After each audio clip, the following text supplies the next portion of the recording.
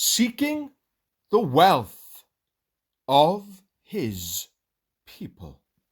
Esther chapter 10, verse 3.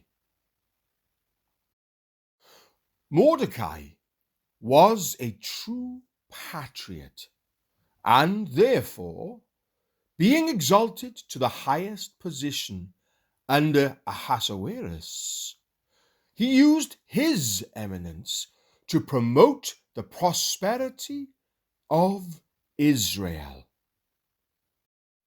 In this, he was a type of Jesus, who, upon his throne of glory, seeks not his own, but spends his power for his people.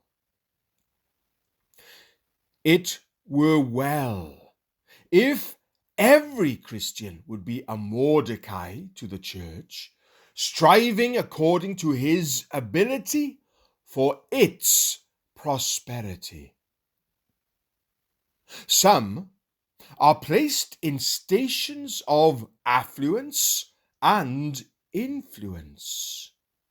Let them honor their Lord in the high places of the earth and testify for Jesus before great men.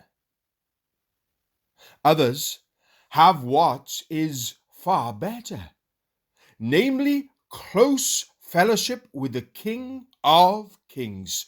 Let them be sure to plead daily for the weak of the Lord's people, the doubting, the tempted, and the comfortless. It will redound to their honor if they make much intercession for those who are in darkness and dare not draw nigh unto the mercy seat. Instructed believers may serve their master greatly if they lay out their talents for the general good and impart their wealth of heavenly learning to others by teaching them the things of God.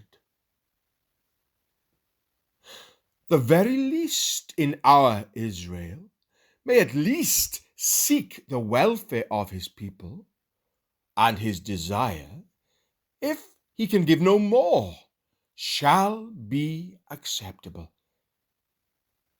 It is at once the most Christ-like and the most happy course for a believer to cease from living to himself. He who blesses others cannot fail to be blessed himself.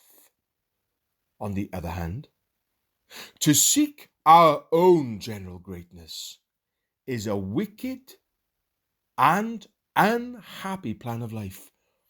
Its way will be grievous, and its end will be fatal. Here is the place to ask thee, my friend, whether thou art to the best of thy power seeking the wealth of the church in thy neighborhood.